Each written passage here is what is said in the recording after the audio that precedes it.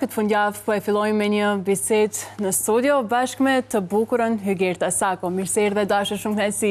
Përshëndetje, kënaqësia është e imja që të bëj vizitë për herë të parë një bukuroshe e tjetër, por jo vetëm një bukuroshe, sepse unë e di shumë mirë të njoh, edhe më vjen mirë që ke filluar karrierën si moderatore, sepse ta njoh kapacitetin dhe të uroj shumë suksese me gjithë zemër. Faleminderit shumë e dashur për këto fjalë të bukura. Ke arrit me marr veten si e këto ditë? Nuk është e pata ndonjë problem shumë të madh për tu përshtatur, edhe psikologjikisht isha shumë mirë. Thjesht kisha dëshirë të rrija shumë pranë familjes, edhe nuk para kam dalë, thjesht u riktheva në punë, sepse më kishte munguar shumë, edhe pastaj pjesën tjetër që kisha të lirë, më shumë kam ndenjur pranë familjes, më duhej kohë për të rekuperuar, se më kishte marrë shumë malli, kështu që tani besoj riciklohem edhe një herë në jetën e përditshme. Familja dhe ekrani, dy gjëra që të kanë munguar mas shumë ti, po besoj emisioni sportiv. Vetëm këto të dyja, në fakt, se nga një herë ajo është eksperiencë shumë e vështirë, në fakt, Big Brother, po ta shohësh gotën gjysmë plot, jo gjysmë bosh, është edhe një lloj shkëputje, ndoshta edhe nga gjithë streset e përditshme, jeta e përditshme ka shumë strese, sikur edhe vetëm ku do lë makinën, ku do parkoj sot, edhe ajo të streson, apo trafiku, apo gjitha telefonit streson shumë. Kështu që nga kjo anë ishte një lloj detoksi, kështu që e kam shijuar në këtë aspekt, por kishte pastaj aspekte tjera shumë të vështira. Po shumë të vështira. Shumë të vështira. Çka ke cilësu ndoshta më shumë ti sfidues sa ke qenë aty brenda? Sfidues për mua nuk ishte izolimi, sfidues për mua ishte fakti që nuk isha informacion dhe duhet të rrija larg vajzës time, nënës time, meraku. Nuk po flas për mallin, se mallin të gjithë banorët e kanë ndjerë, kush ka mamin, babin, motrën, vllajin. Pra, malli është për të gjithë, por meraku kam përshtypjen është më shumë tek ata që janë prindër, edhe për mua kjo ka qenë aspekti më i vështirë, të përballoja, të menaxhoja faktin që unë nuk kisha kontakt dhe nuk ja kisha idenë se çfarë bënte vajza. Dhe unë jam njerëz shumë Heraklie, ne jemi gjithë kohës në kontakt me njëra tjetrën dhe të përballesh me ekstremin tjetër, kur ti nuk e di kur del nga shtëpia, kur vajte në shkollë, a ka ndonjë shqetësim, a mund të jetë smur, a është mërzitur me ndonjë shoqe, janë këto gjërat që realisht mua më kanë munduar shumë, po jam përpjekur që mos t'i nxjerr në sipërfaqe, sepse e para nuk doja të tregoja dobësi, e dyta edhe nuk doja të ja transmetoja vajzës këtë sikletin që kisha, sepse mund edhe ajo ta vuante më shumë pastaj mungesën time, kështu që ky ka qenë aspekti më i vështirë. Pjesa tjetër pastaj e vështirë ka qenë pak edhe në faktin që koncepti im për atë format shkonte në kundërshtim me konceptin që kishin shumë banorë të tjerë.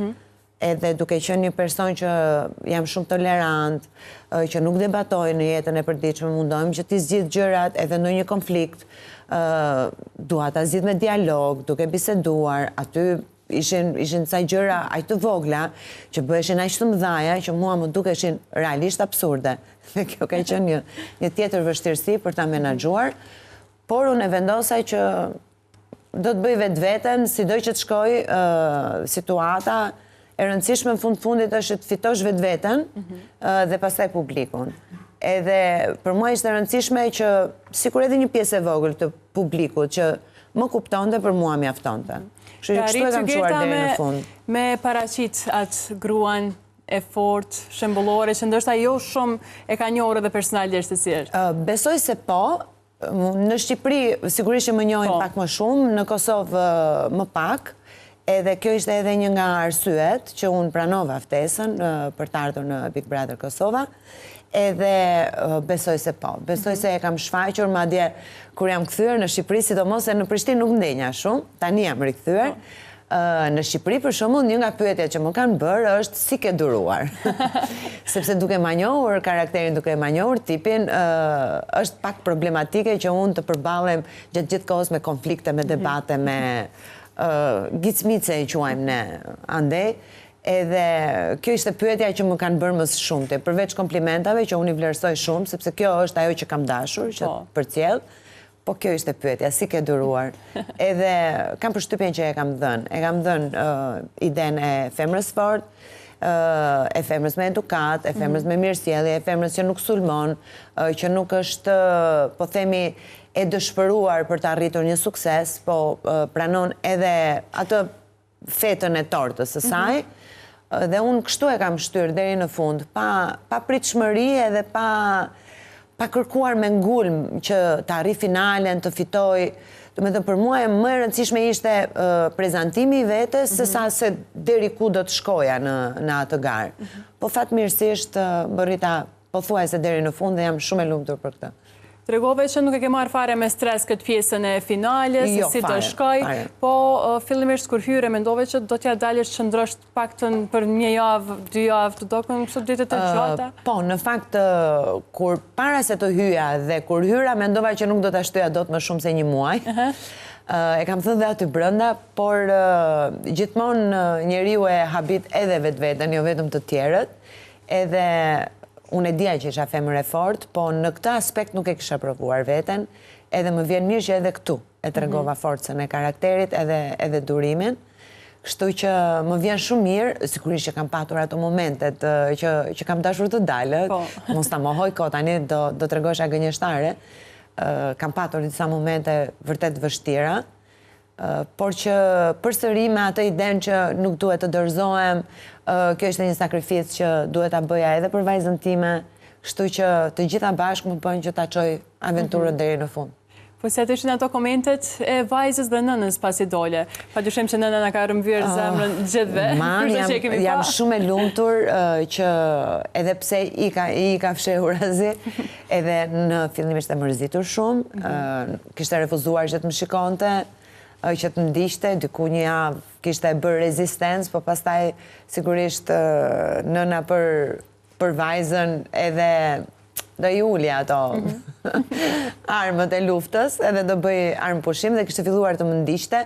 Ndoshta ka patur frikë se si do ta paraqisja unë veten ose a do ta mbaja dot balancën që unë kam si njeri, po pastaj ishte bindur edhe realisht shumë e lumtur, edhe ajo, edhe shumë krenare për këtë eksperiencë, edhe për paraqitjen që bëra në publik. Pra, për të ishte e rëndësishme që ajo që është vajza e saj, ishte tashmë edhe në publik.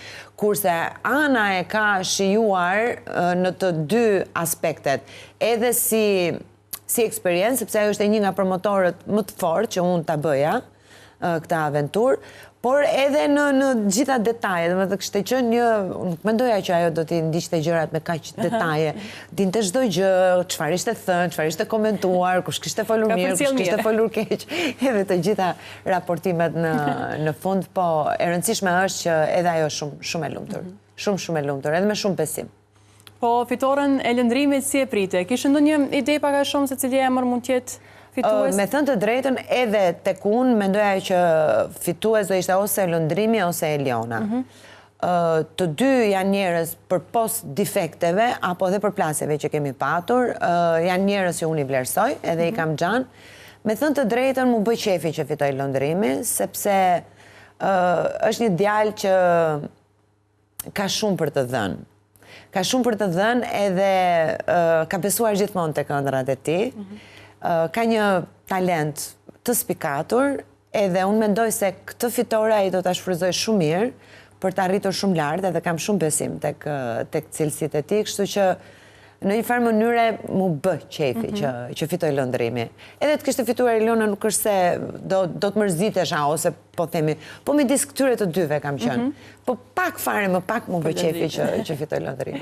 Fatmirësisht ke ruajtur raportet shumë të mira me shumë prej banorëve aty brenda. Po thuajse me të gjithë. Kush janë ata që ndoshta nuk dëshiron të kesh më kontakt fare? Ka persona tillë? Dëgjoj.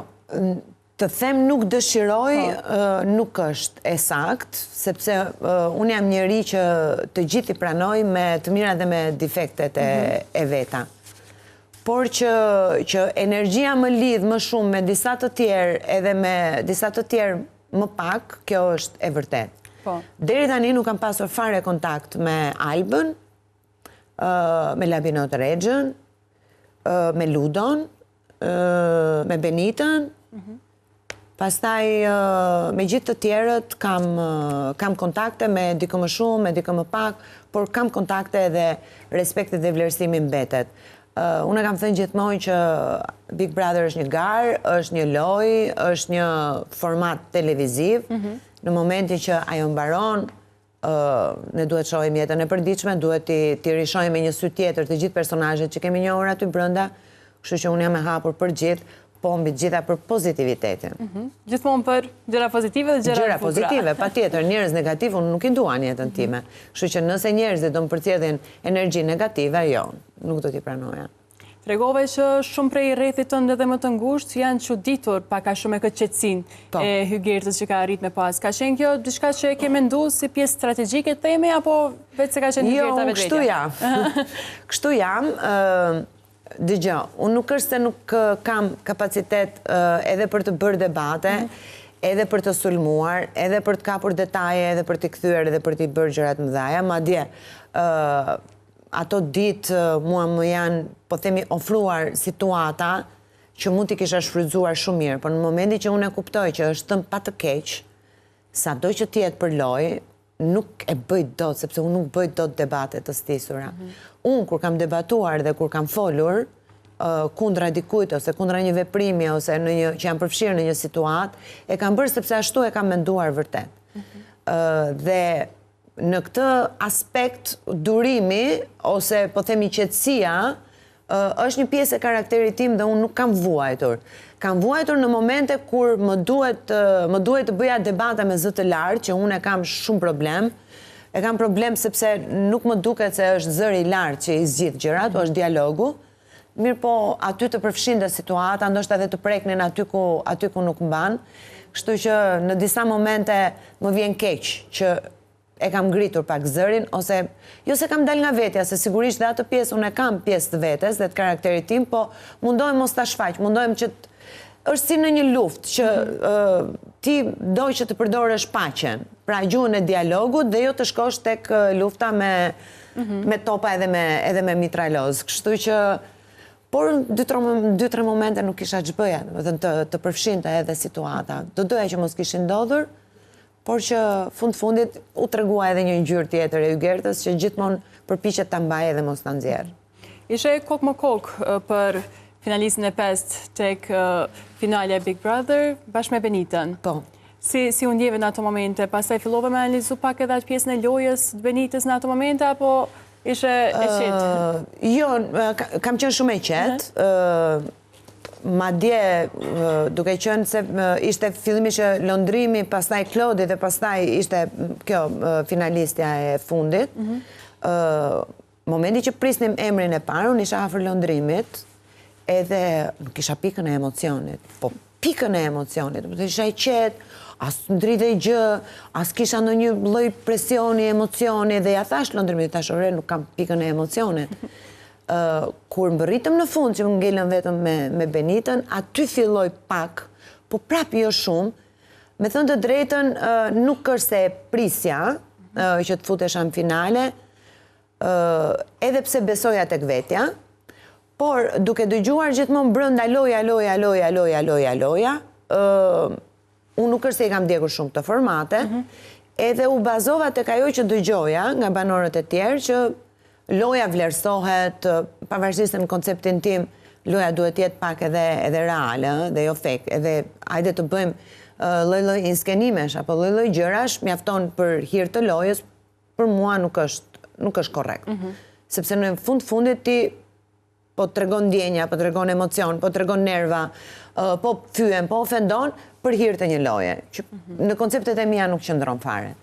Por ashtu siç kishin shkuar gjërat, për lojë, unë isha më poshtë se Benita dhe këtë isha e ndërgjeshme për këtë. Kështu që prandaj e kam përjetuar në atë formë, momentin që kam dëgjuar emrin tim, sepse nuk e prisja, por që ka qenë një emocion jashtëzakonisht i bukur, edhe mbaj mend që më dridhej mjekra që s'më ndridhur kur, më pulsonte gjatë gjithë kohës, nuk më ka ndodhur ndonjëherë në jetë, por që kjo ishte pas thënies së emrit. Para kisha shumë pak emocion. Pastaj realisht kam qenë shumë e lumtur. Ka qenë edhe ai takimi pastaj me Benitën, kur u fut në shtëpi që tu qas temi me atë bukroshja e fjetur. E kuptove ndoshta se çka dashti me thënë mes rreshtash apo diçka tjetër në ato momente? Faleminderit që më bën këtë pyetje, sepse në fakt kam dalë një 2-3 emisione, por nuk kam mundur ta shpreh këtë. Doli një po themi një jo teori, po si thuash më përkufizuan sikur unë flija gjumë, që po ti marrësh me orë gjumi, unë bëja vetëm orët e gjumit të natës, që ato i kam domosdoshme dhe nuk i toleroj në asnjë moment. Ndërkohë që gjatë ditës unë nuk mbyllja kur sy, gjithë banorët e tjerë i kishe në për divane, në për lavanderi, në për krevate, duke fjetur nga 1 orë, nga 2 orë edhe nga 3 orë. Kështu që po të jetë për këtë çështjen e gjumit, këtu s'ka lidhje fare. Nëse e kam pasur pastaj për çështjen e lojës, dhe që unë kam qenë në gjumë, më vjen keq për gjithë ata që e konsiderojnë rrugtimin tim në gjumë, sepse e rëndësishme është që kur e ham gojën, të flasësh siç duhet, edhe fjalat të peshoj. Jo shumë e përlum, siç mund të kenë ndodhur me shumë banorë të tjerë aty, që për mendimin tim, pavarësisht se thonë kemi qenë real, po ju asiguroj që vetëm real nuk kanë qenë. Kështu që më mirë reale dhe në gjumë, se sa fake edhe shumë aktive. Sipas teje, kush ka qenë real dhe kush ka qenë fake aty brenda? Kush ka që pak a shumë ke mujtë ndoshta edhe me pas kontakte me disa prej tyre edhe jashtë, kështu që ke pas një mendim ndoshta e ke kriju për secilin. Dëgjoj, unë nuk është se akoma kam pasur aq shumë mundësi që të flas, që të bisedoj, që të qëndroj, edhe të mund të bëj këtë ndarjen. Kush ka qenë fake edhe kush ka qenë, po themi, real. Fake e kam fjalën jo si personazhe, si karaktere, po për lojë. Pra, në momentin po themi që unë kam një pëlqim, edhe këtë pëlqimin e bëj tërkuz, nuk ndodh në jetën reale kështu. Njerë më pëlqen, njerës më pëlqen, po rri, po ajo tjetra, po pse e the, po pse e bëre. Kjo nuk ndodh në jetën reale. Ke pëlqimin, e deklaron. Në momentin që tjetri ose tjetra nuk të kthen, po themi, pëlqimin mbrapsht, ti shikon jetën tënde, edhe kam përshtypjen në shumicën e rasteve, nuk është se ka meshkuj edhe femra që shkojnë mbrapa dikujt, apo vazhdojnë edhe zgjasin 3 muaj këtë historinë e pëlqimit. Më kupton? Edhe në shumë raste të tjera, apo në gjëra të tjera, ndodhte po e njëjta gjë. Pra bëheshin gjërat për hir të lojës. Në këtë kuptim e kam fake, nuk mund të them tani se nuk i njoh, edhe të them kush është një karakter apo kush është një karakter tjetër. Për sa i përket lojës, aty kishte shumë njerëz fake. Ose loj fake. Loj fake. Si mund ta them, se duaj që të kuptojmë tamam. Skenar. Kjo është fjala e dur. Kush inskenonte më shumë ti? Dëgjoj, unë them që Benita e ka shfrytzuar shumë këtë punën e lojës. Klodi e ka shfrytzuar. Pastaj Alba është kampione, edhe Limi, po njësoj, se edhe duhet më kujtojnë tani situatat. Lëndrimi jo, lëndrimi më ka pëlqyer në gjëra që ka bërë. Eliona deri diku e ka shfrytzuar historinë e pëlqimit. Më kujton ndonjë personazh që të t'ja përgjigje më të sakta. Ludon se përmendëm, a? Ludo, jo. Ludo mund të them që kishte një tjetër strategji. Ludo ishte thjesht sulmonte. S'ka rëndësi se për çfarë sulmonte. S'ka rëndësi se çfarë teori e nxirrte. Ishin teori që mund ndryshonin edhe mas 2-3 ditësh, dilte një variant tjetër, po ai strategjik kishte thjesht faktin që ishte shumë agresiv edhe që i sulmonte banorët. Edhe pastaj çfarë ti dilte. Në momentin që i dilte përmbar, okay. Në momentin që si dilte, po themi krijonte diçka tjetër. Kështu që jo, nuk them se Ludo mund të ketë qenë fake në lojën ose në skenarin që ai ka bërë aty brenda. Kë kemi pasur tjetër? Arditi po thuaj se nuk është përfshirë fare. kushtrimi ka qenë në botën e vetë, dolçe ka qenë, kam përshtypjen ajo që është, njeri që nuk përfshihej, nuk merrej me të tjerët, bënte atë që dëshironte edhe respekt. Kështu që këta kanë qenë pak a shumë. Do kemë harruar ndonjë, po. Ka qenë vështirë edhe për Hygertën të marrë parasysh karrierën e saj shumë vjeçare. Edhe në aspektin e moderimit, gazetarisë sportive, pastaj edhe si më e bukura e Shqipërisë, pjesëmarrja në Miss Europe dhe diçka tjetër shumë para shumë vitesh, sa ka qenë për ty ndoshta edhe një lloj misioni që ta mbash atë Hygertën që e ka njohur deri tash publiku. Dëgjoj, sigurisht që për një personazh publik që ka një karrierë shumë të gjatë, është shumë e rrezikshme pjesëmarrja në formate të tilla, sepse ti aty do dalësh, po themi lakuriq në thonjza, në gjithë atë që ti je si karakter ose si njeri jashtë karrierës tënde. Pra si njeri.